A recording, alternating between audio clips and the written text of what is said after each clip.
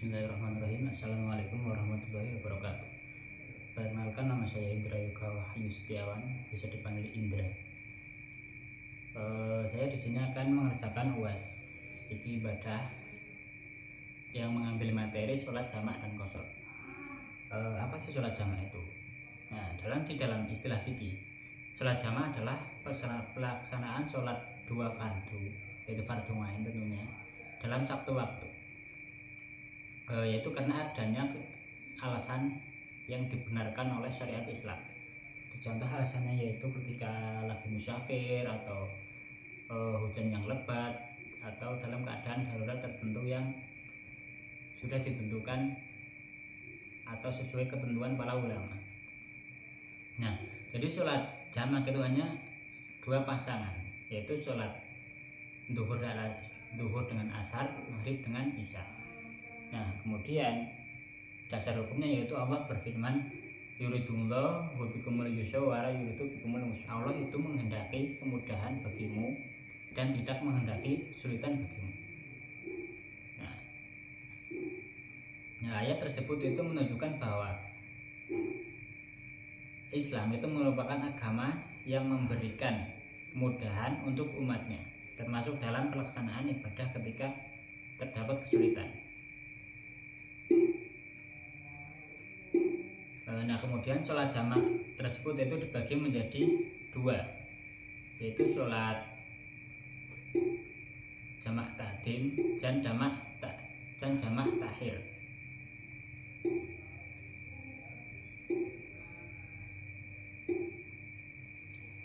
Sholat jamak takdim yaitu sholat mengerjakan sholat dua fardu, yaitu duhur dengan asar atau maghrib dengan isya, yaitu dilakukan dengan waktu yang pertama, itu contoh sholat duhur dan asar itu dilakukan pada sholat duhur. Nah, kemudian untuk sholat jamak takhir yaitu sama seperti itu, tapi dilakukannya itu di waktu yang terakhir, seperti sholat duhur asar berarti dilakukan di sholat asarnya. Kemudian pengertian sholat jamak qashar. Secara bahasa, qashar adalah berarti memendekkan atau meringkes. Nah, itu. Kemudian dalam istilah fikih, sholat qashar adalah meringkas sholat fardu yang semulanya 4 rakaat menjadi 2 rakaat. Kemudian sholat yang bisa diqashar yaitu hanya sholat duhur, asar, dan isya.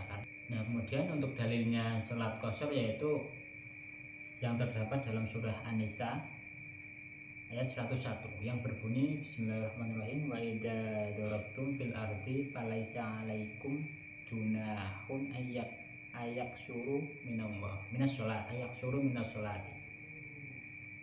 yang artinya apabila kamu berpergian di muka bumi, maka tidaklah berdosa bagimu untuk mengqashar sholat. Nah, kemudian untuk syarat sholat qashar itu ya hampir sama sih seperti yang pertama, yaitu sholat untuk berjalannya itu bukan untuk maksiat.